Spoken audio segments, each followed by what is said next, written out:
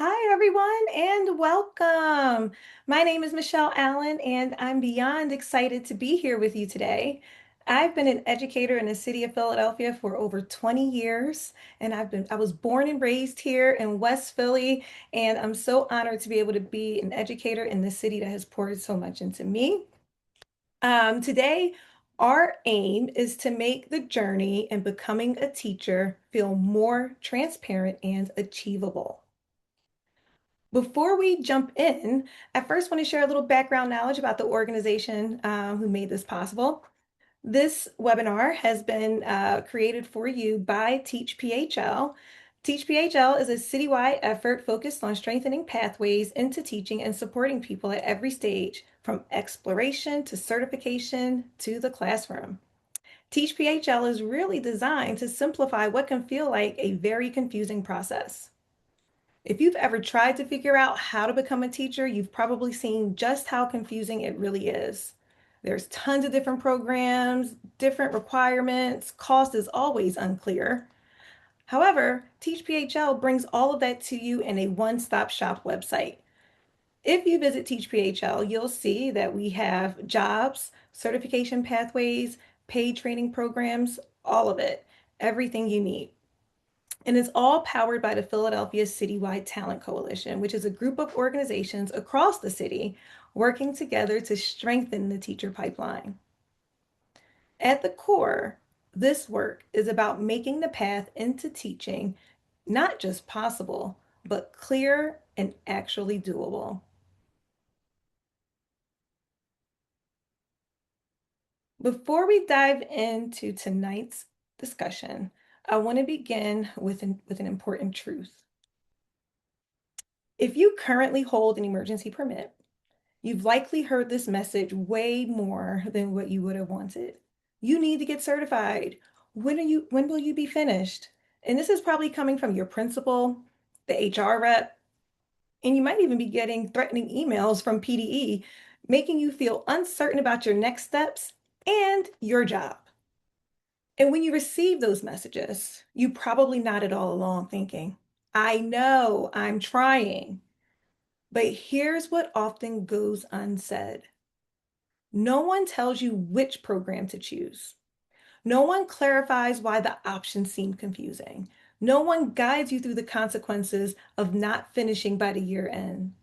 And no one acknowledges that you are undertaking one of the toughest jobs in the city, teaching children every single day while being told the credential that you're working under is not good enough. So let's address that. Currently, in Philadelphia, more than 1 in 5 teachers are operating under an emergency certification. In our 50 lowest performing schools, and it rises to about 1 in 3. About 9 years ago, this figure was less than 1 in 10. And here's a critical aspect that isn't being talked about enough. Only about 17% of teachers on emergency permits in Philly achieve a full certification within that year's time frame. That means over 80% either hit a wall, they have to go through a renewal, or they have to change jobs and join a new LEA or leave the profession altogether. This is not a reflection of a lack of intelligence, care, your heart, your hard work. You are putting in more effort than most. The system was not designed to facilitate your transition from this point to full certification. And I want to restate that because it's crucial for everyone to understand. The emergency permit system was intended as a temporary solution for a staffing shortage. It was never meant to serve as a pathway to a career.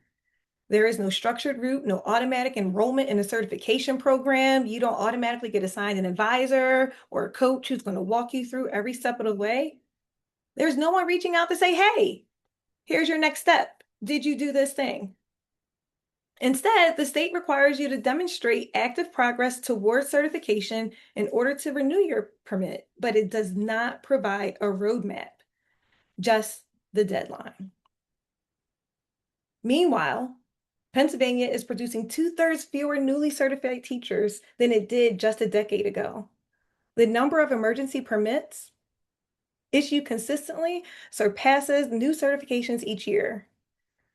Philly School District alone, or Philadelphia alone, accounts for nearly 40% of all emergency permits statewide, despite only having 10% of our state's teachers.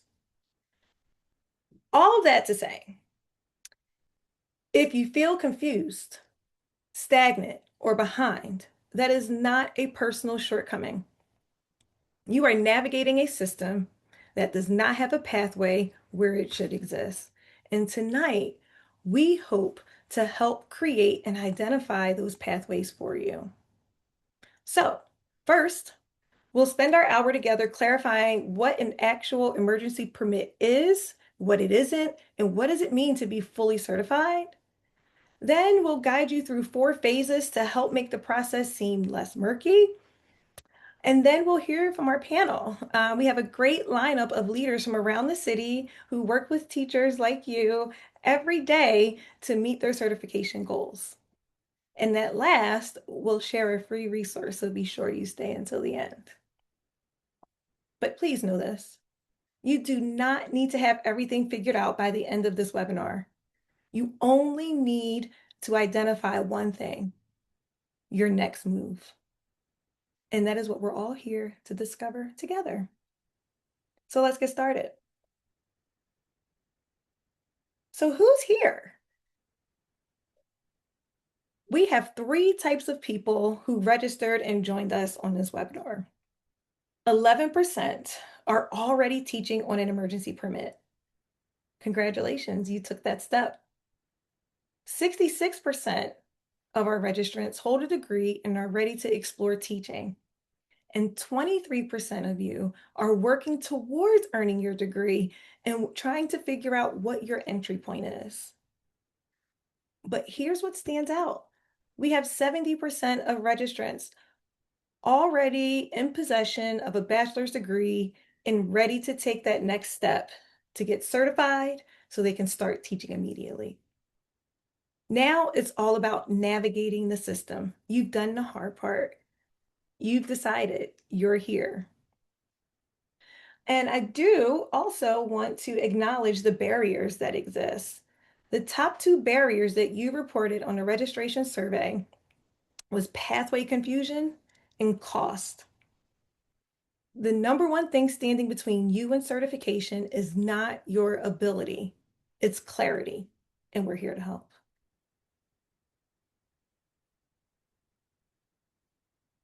For the 23% of you all that are still working towards earning your degree, that just means you're earlier in the process, not necessarily outside of it.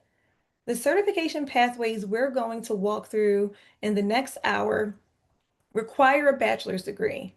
So some of what we cover may not feel like it's a step for you, but please stay with us. Everything you learn tonight is your future roadmap.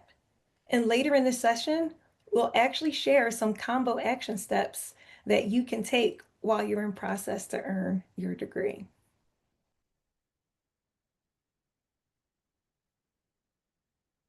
All right, let's create a shared understanding of the different types of certifications as it relates to an emergency permit.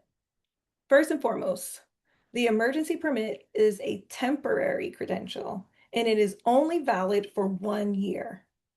Having this credential allows you to fill a teaching vacancy while you work towards full certification. Having a bachelor's degree is a non-negotiable, but it doesn't have to be in education.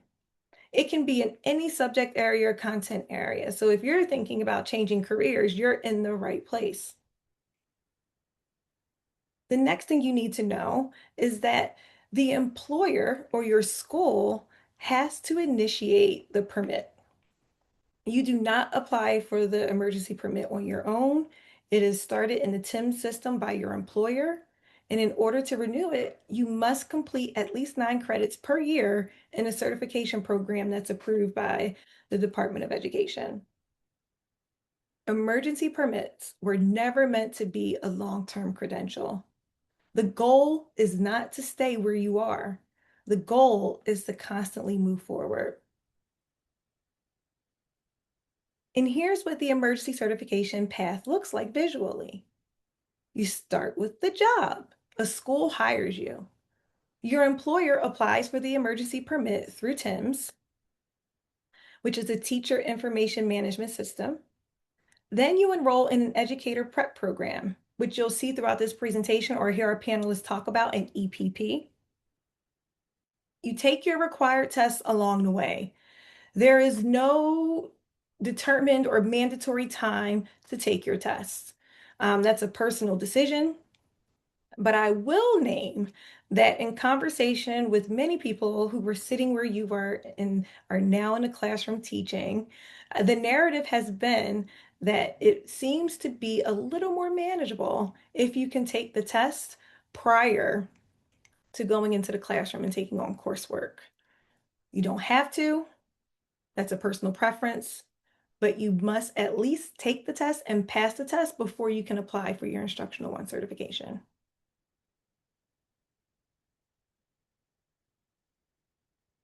Now let's talk about the experience-based certification, formerly called the intern cert, and it can also be thought of as the bridge.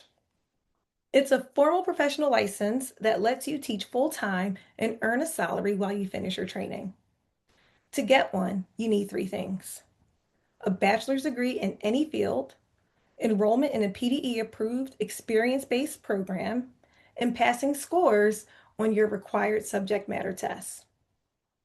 And here's a sample realistic timeline. On day one, you get hired and you're on emergency permit.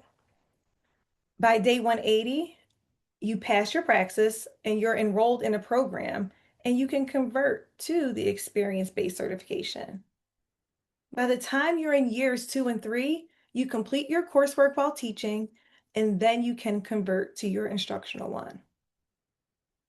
Also note, there are 4 key facts that relates to the experience-based certification. It's valid for 3 years. It cannot be renewed. It's free to apply for, and you hold the cert versus your employer holding the cert. And here's what this looks like in the visual. Notice the difference from the emergency cert path. Here you need 3 things up front: enrollment in an educator prep program, a job in your target certification area, and your test scores. All 3 of these things feed into the TIMS system, and that's how you get the experience-based cert. From there, you finish your EPP while you're teaching, go back to TIMS, and you apply for your Instructional One.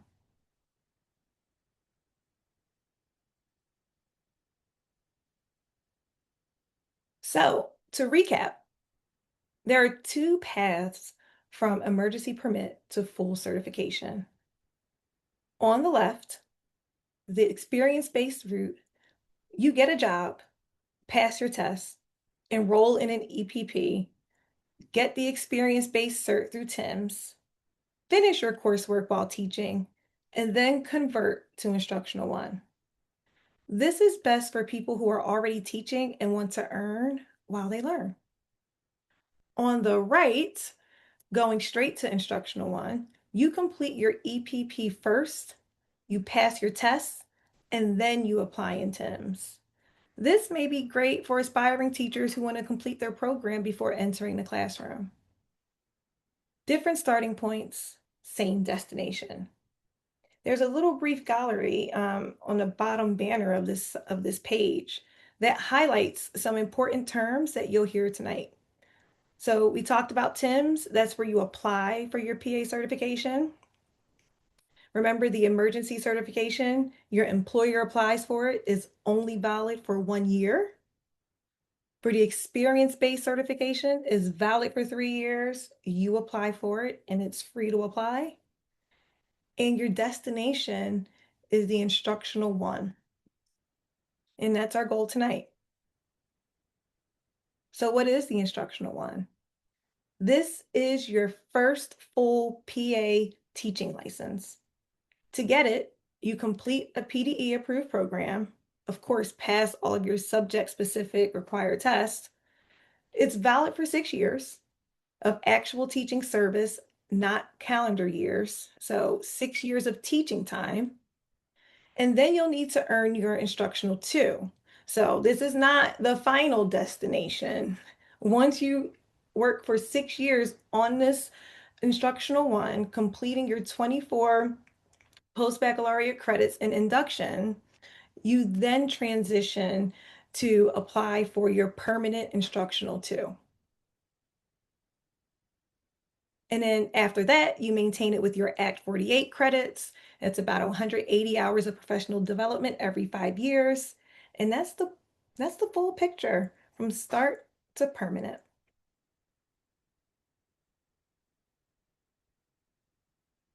So, mapping where we are to take the next step. Most, not all, certification paths follow 4 phases. The first phase is start and enroll. First, you must have your bachelor's degree, and then you need to apply and get accepted into a PDE approved program. Phase two is the teaching and learning. You teach on your emergency permit while completing 9 credits per year, building towards either your experience based certification or your instructional one. Phase three is test prep and testing. Test prep is key. One of the biggest barriers to becoming fully certified is passing the praxis. Test prep is even more important than signing up for the test and taking the test. And when you're ready, be sure to register early because seats do fill up pretty fast.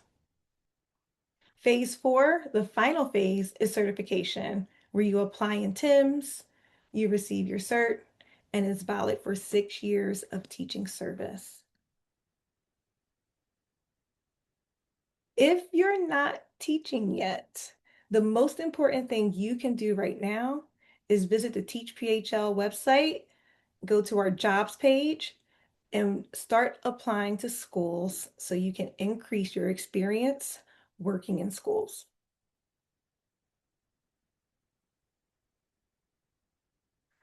This is a little more about the test. Remember, I named that passing the praxis and costs are like two of the biggest barriers to becoming certified.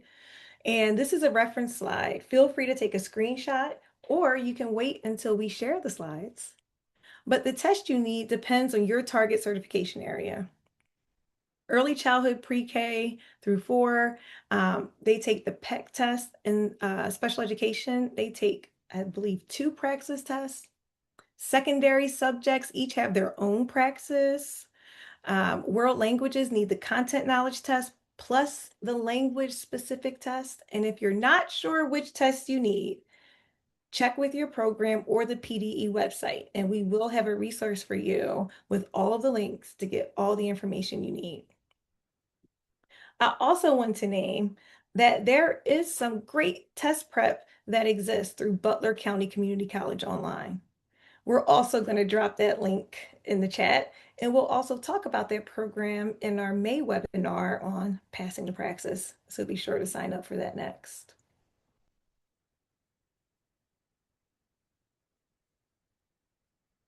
So again, you don't need everything figured out tonight. All you need is your next step. And your next step comes down to 3 decisions.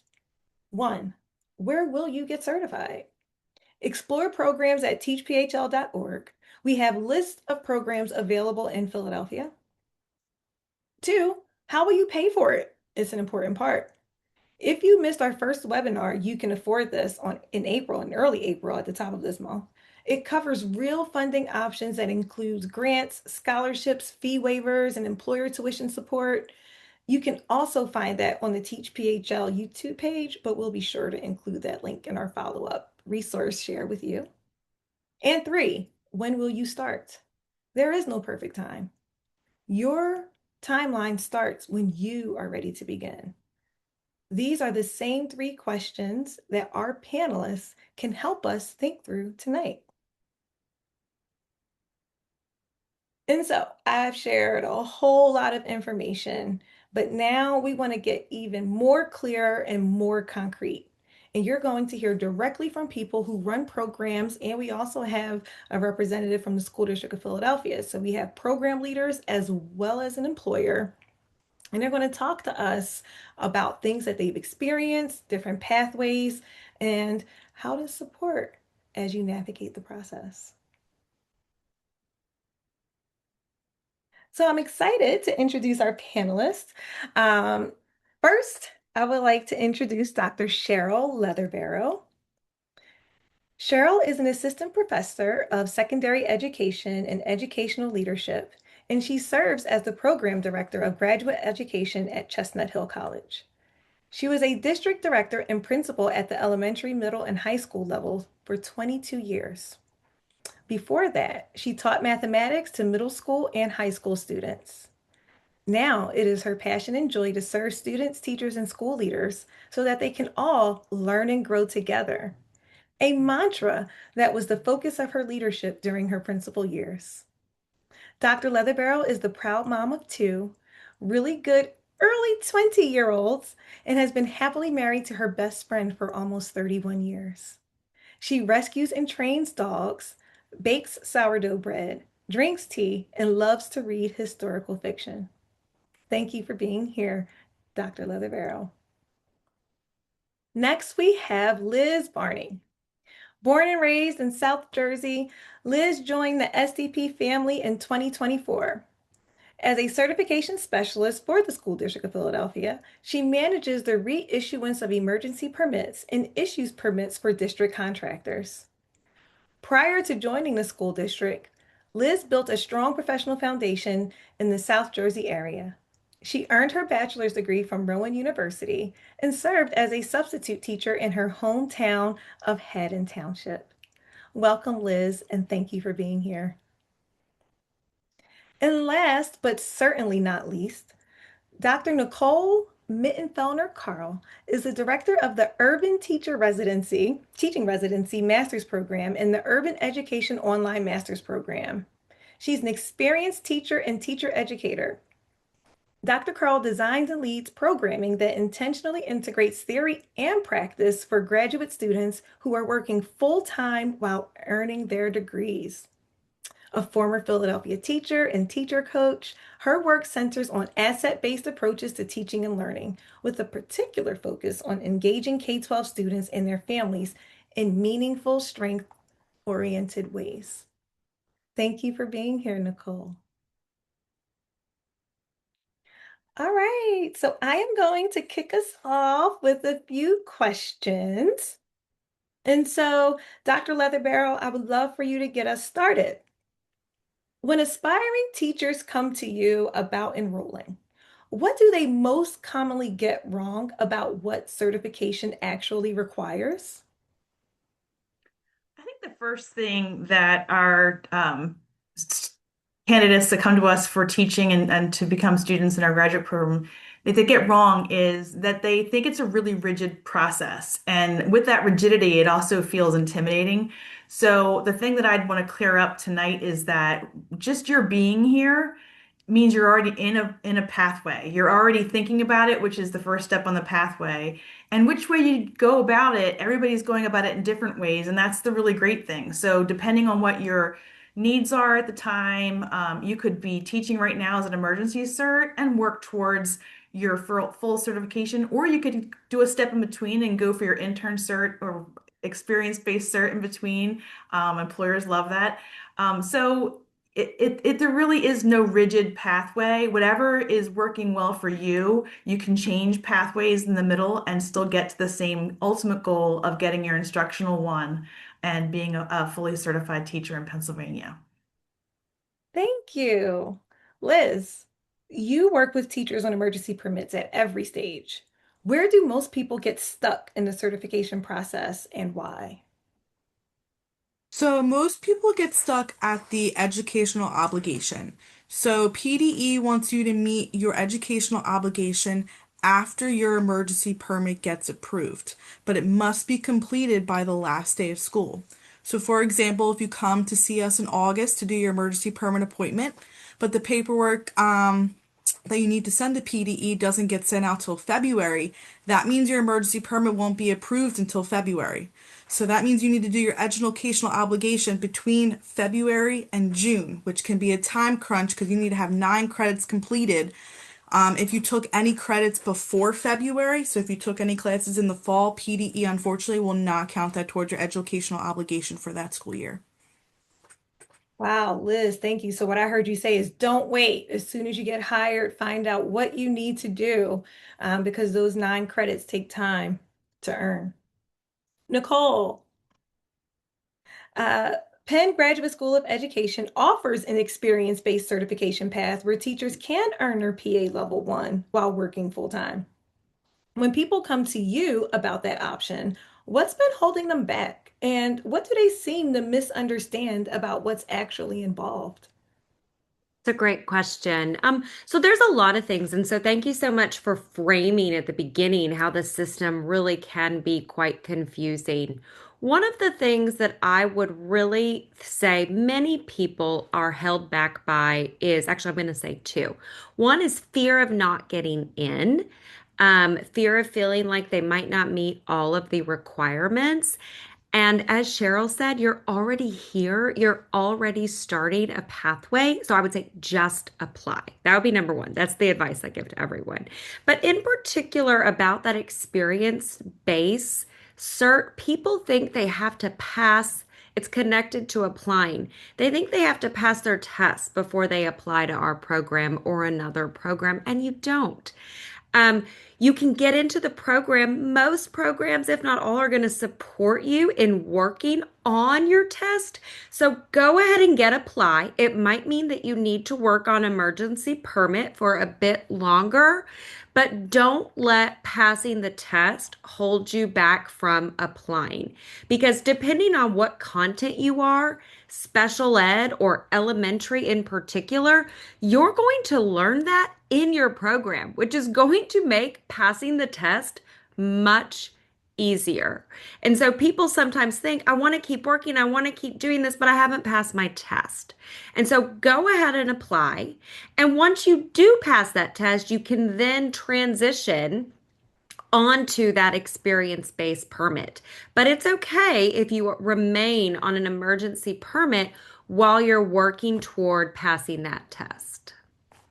Hmm, thank you. Now I want to talk about the different pathways. Cheryl, can you walk us through what it actually looks like to enroll in one of your programs? What's the first conversation? And how quickly can someone start? Sure. The first conversation when anyone talks to me is just to find out where they are in this process and how we can be supportive of them getting to that ultimate goal of getting their certificate so they can have that while they're teaching or so they can start teaching, depending on which way they want to go about it. Once we find that out, we just encourage people, just as Nicole said, apply.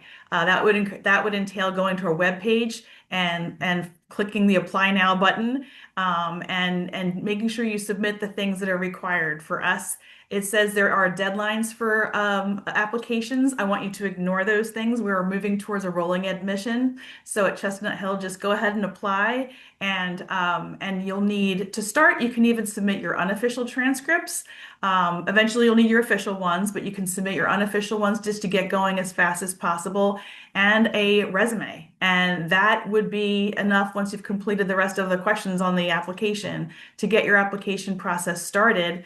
And when that is all completed, once it gets to my desk, it's a pretty quick turnaround. I would say in a week's time, you'll find out whether or not you're in our program, and we can get you started for that at next semester, or if you wanted to start at a later semester. So again, I mean, the first step is hitting apply now.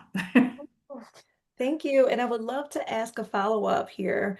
Um, what does a typical week look like for someone that's balancing full-time work with coursework? Can you repeat that? That was a little soft. What does a typical week look like for someone who's balancing full-time work along Oh. with their coursework? How are you seeing uh, students in your program manage that? So I think, well, our program is hybrid. So they go to school at night, in person for one session, and on the opposite week, it's asynchronous. So that alone helps them to have a little bit of control over their schedule in a sense that it's not every week, in a classroom for 3 hours. It's only every other week. And a lot of our students take two courses. So they balance that by using those async weeks to really almost really get a handle on the coursework, on the content, and then they have to. One of the things I always ask people is, when are you going to find time to do the reading and the writing and then the projects that go along with it? And some of our courses require observations, getting into the field and understanding what it really is like in the classroom. So those are all things that we ask our people who are applying to think about. And I think just knowing that up front and having a framework in your mind of what that's going to be helps them to plan. And if there's one thing that if you're thinking about being a teacher is you're probably already a planner. So once you know what you have to deal with, teachers love planning. They like to know what the plan's going to be and they like to follow through on that. So I find that people are able to use that information to make their own personalized plan as to when they're going to dedicate time to do the work of the courses they're in. I'm hearing you. We have to plan and we have to make the time. And so, Nicole, for someone in the audience who needs a certification, walk us what it looks like to do that through Penn. How do you get in? What's the timeline? And what does it take, just like I asked Cheryl, to finish while working full time? Great question. So we offer many different programs. So we offer master's degree and certification or certification only. So you want to think about, do I need a master's degree, which ultimately many folks need the hours equivalent of a master's degree in order to get their level 2. So that's just something to keep in the back of your mind. Or do I need my certification or a combination? And then our application, I actually thank you for stating that. I just made a note in the chat because some people were asking about GPAs. And so I would say do not let your GPA hold you back. Penn does not have a minimum GPA requirement. What we are looking for are people who want to be teachers in Philadelphia schools and who are going to be successful, right? And so we also view it as our job to help teachers be successful and say, I would say, still, please go ahead and apply. Other programs have different requirements. I'm not exactly sure what they are. You do have to have a 3.0 in order to get certified, but that can be your graduate coursework or your certification coursework is how you can get to that 3.0. So I just wanted to clarify that since that I saw that in the chat. We have rolling admission. Our application is always free if you apply before March 1st, but if you apply after March 1st, email me or my colleagues and we'll waive the admission fee. A lot of other programs will likely do that as well. So just email. My biggest piece of advice is just reach out. Be like, hey, we want teachers. We have at Penn GSE, we're distinctly committed to supporting teachers. And so we want to make it as easy as possible to waive that application fee. Just as Cheryl said, you can just upload even a screenshot of your transcript. We don't need the official transcript until you're formally become a student. And then we do ask for a statement. Why do you want to be in the program, right? We're looking for people who we can set up to be successful. Where are you going to work? What are you going to do? And then we ask for recommendation letters as well. I'm sorry, Michelle, I might have missed the second half of your question because I was answering the question in the chat. No, no, I think that was great. And thank you for pivoting to the chat because that is important. GPA can be a barrier for some. So thank you for clarifying that. The last part of the question is, what does it take to like finish the program Mm. while working full time? Yeah, that's such a great question. It really and truly, I think I know it can sound daunting. I'm an alum of the program that I now run, right? And so I did this program. I'm not going to tell you how many years ago, but it has been a very long time ago. And I was doing the program and working full time. However, the way the program is designed, the way programs like Cheryl's are designed, they're to support teachers who are teaching, right? And so what you're learning in our classes, you can turn around and use tomorrow, right? So it does sound daunting. It does sound like a lot, but the biggest thing our students say are, it's not busy work. Like my assignments I am using them. I am writing my lesson plans. I'm submitting video. I'm revising.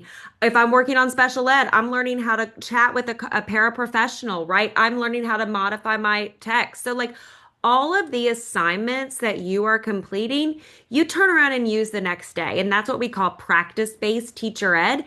And that is really intentional and by design so that it is doable. We also have a variety of supports, right? So you'll have a one-on-one advisor. As you mentioned in the beginning, right? The system wasn't set up. You don't necessarily have an advisor checking on you, making sure we really are checking in through milestones throughout to make sure that folks are meeting the progress that they need in order to complete and be successful. So if you're doing a master's program, it's going to take 2 years. You can finish your general education certification at the end of the first year, and then you finish your master's degree at the end of year one. If you do a dual certification, which is gen ed and special ed, it will take 2 years in order to get your certification because you're kind of doing two in one. I Mhm. mentioned there are some certification only programs. Those are largely done within 1 year as well. Mhm. Yeah, so based on my life circumstances and my bank account and my goals, I have options, is what I'm hearing. I can choose to get a master's or not. I can choose to just do a certification. I can go at my own pace. So it sounds like I get to be in control. All Yes, right. absolutely. And so, Liz, School District of Philadelphia has tons of supports, I'm sure. So, can you share with us what the district has in place right now for teachers that are either currently working on an emergency permit or looking to start working on an emergency permit that they might not know about that you'd like to share with us? Yep. So the certification office, we offer free structured hours for Zoom office hours, Monday through Friday, where you can join and ask any questions or concerns that you may have. Hmm. Thank you. That's that is really helpful, right? Because you never know when you're going to get stuck and when you have a question, and to know that my employer reserves time for this, it makes me feel like I'm cared about and I can really thrive in a place like this. So thank you for sharing. And Liz, I want to stay with you for this next question, because sometimes we do get stuck. And I would love to hear a little bit about what's the one or two things that teachers on emergency permits might wait too long to do, and what happens when they wait too long. So, waiting too long to do your emergency permit to get it approved. If you get it approved late, you're putting yourself in a time crunch with the credit requirement.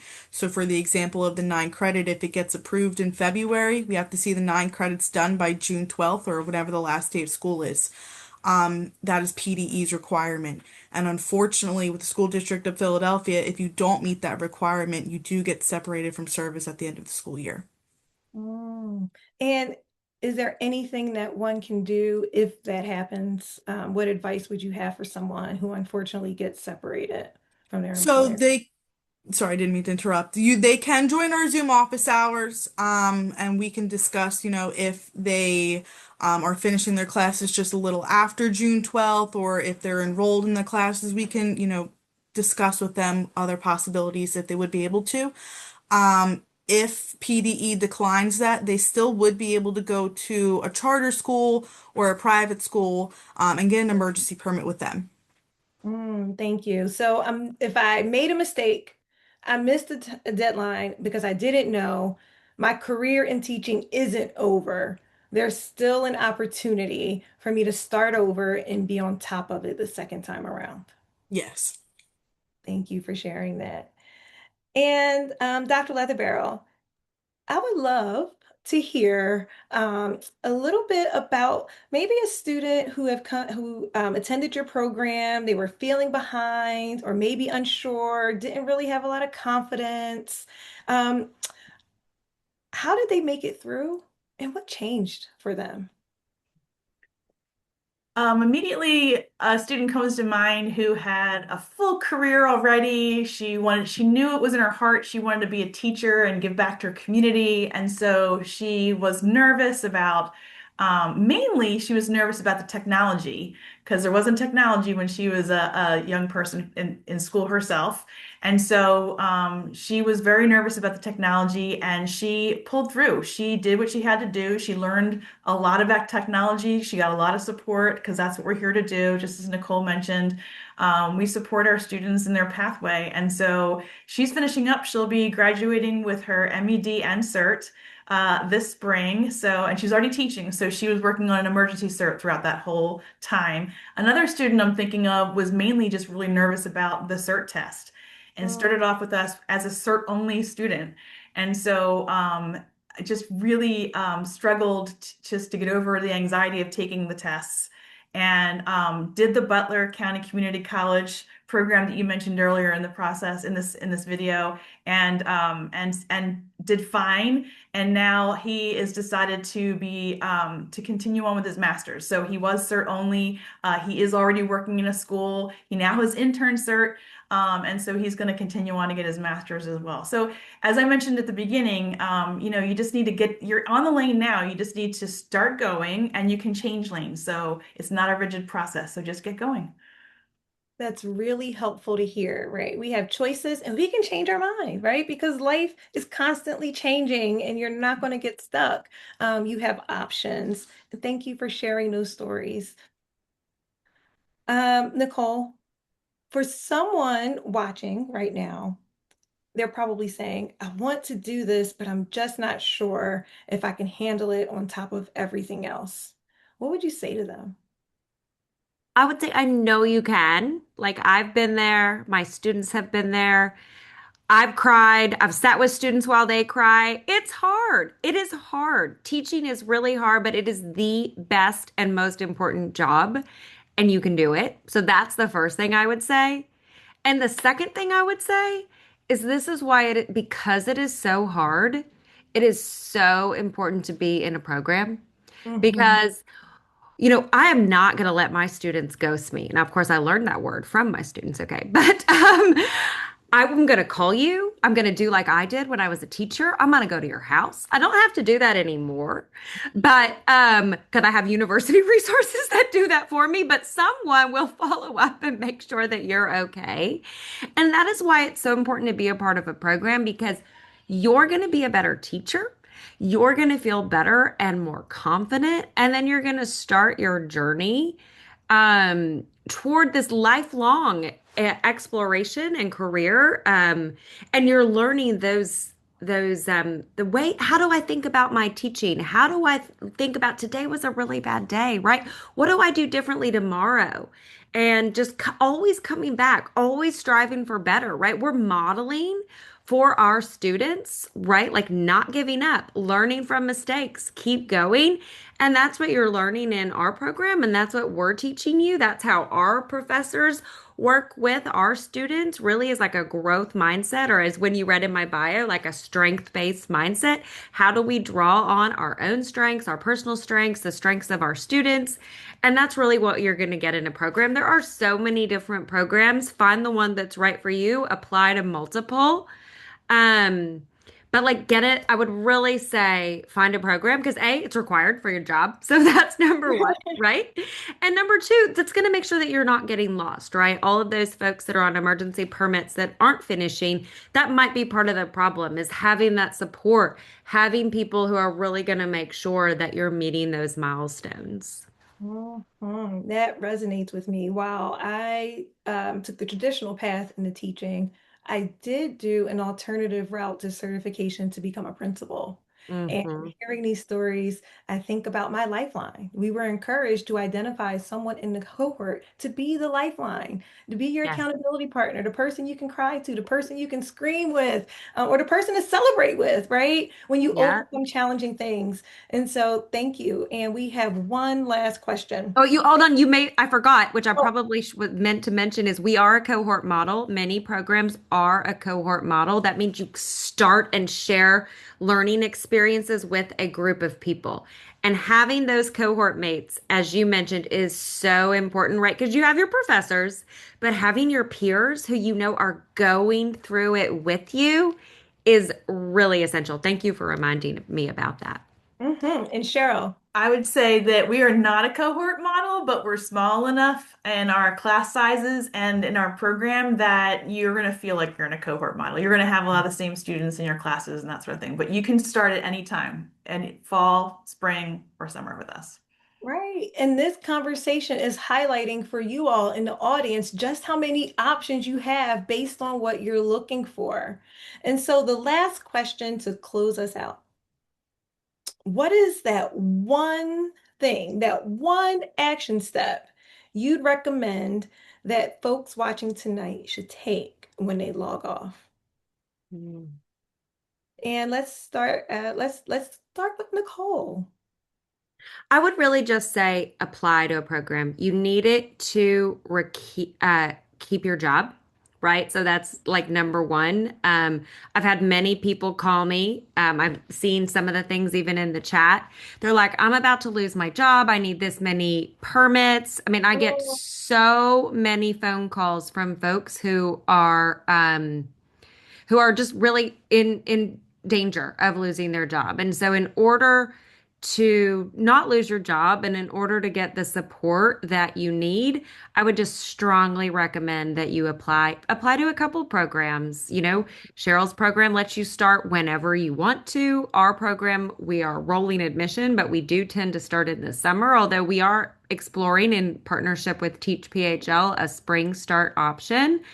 But nonetheless, just apply to a program. I think that that's going to help keep you accountable, and make sure that you're able to be successful.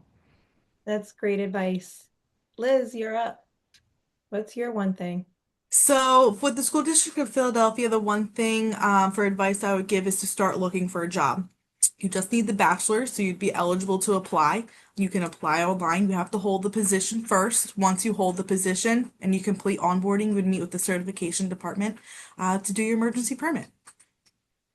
Thanks, Liz. And Cheryl, close us out, please. Well, because I would agree with both the other ones, I'm going to go with something totally different, and that is just take a moment, take a breath.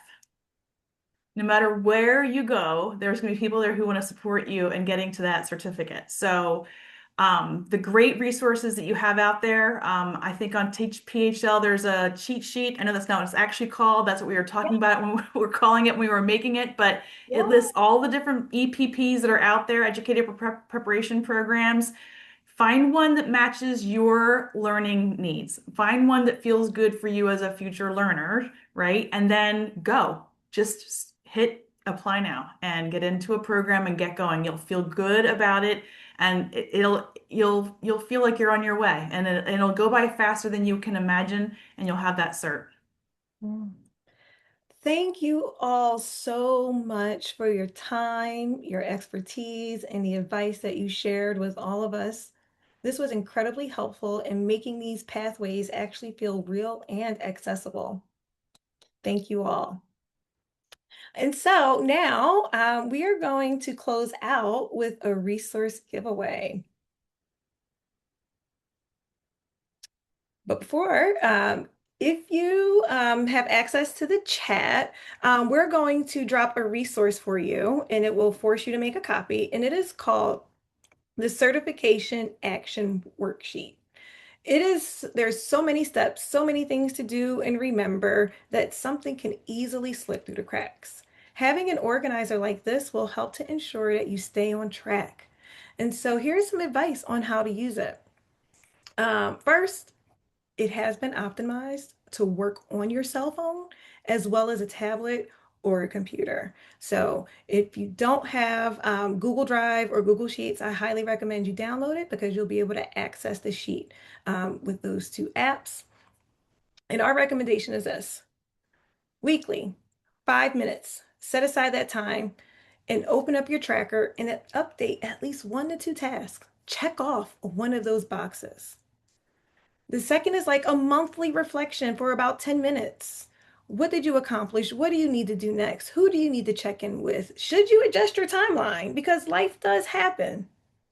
And in each semester, update the coursework here and be sure to check your permit tracker. It And looks as like the tracker is not allowing access. I just tried to click on it myself and it says access denied. And people are saying that in the chat. Sorry to cut you off, Ah. but I wanted you to. Oh, thank you for sharing that. Jess, I wonder if we use the second link that worked for you to make a copy, the forced copy. And if not, we can absolutely send it out when we share the slides with you, as well as some additional resources. Great. I'll drop the Thank you. second one in as well. Okay, thank you. Let's see if that works. And so I promised earlier in the session that we'd come back to those of you who don't have your bachelor's degree just yet.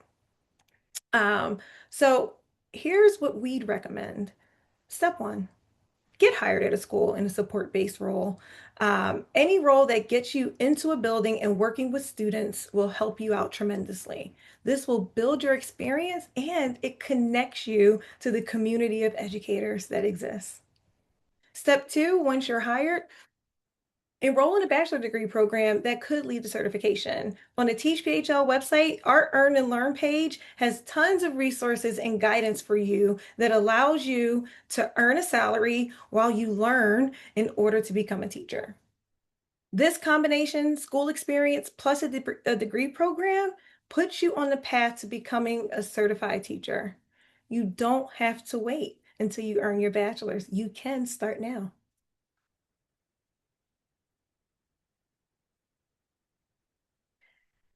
And I'd like to close with this.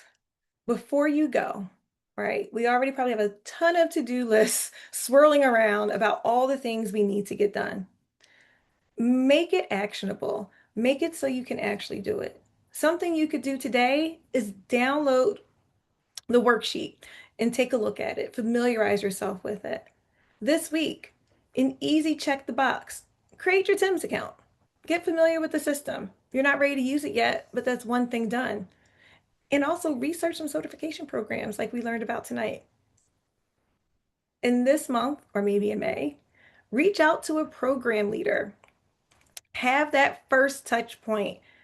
Step out of your comfort zone, have the conversation, take that step forward. Thank you, thank you, thank you for signing up and showing up.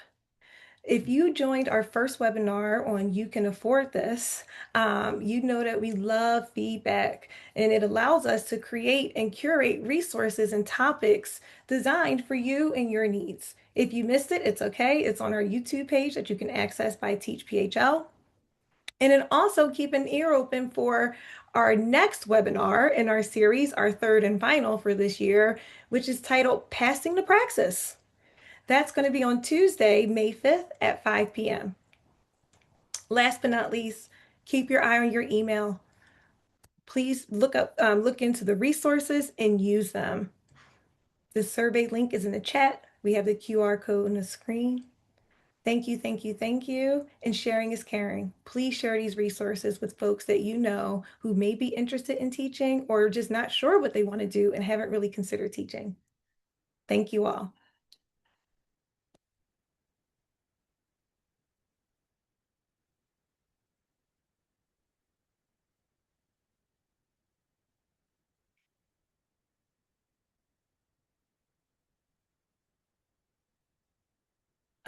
Jess, can you please, oh, did she end it? Can she end it? I can't end it. I think we just leave. I'm not the host anymore.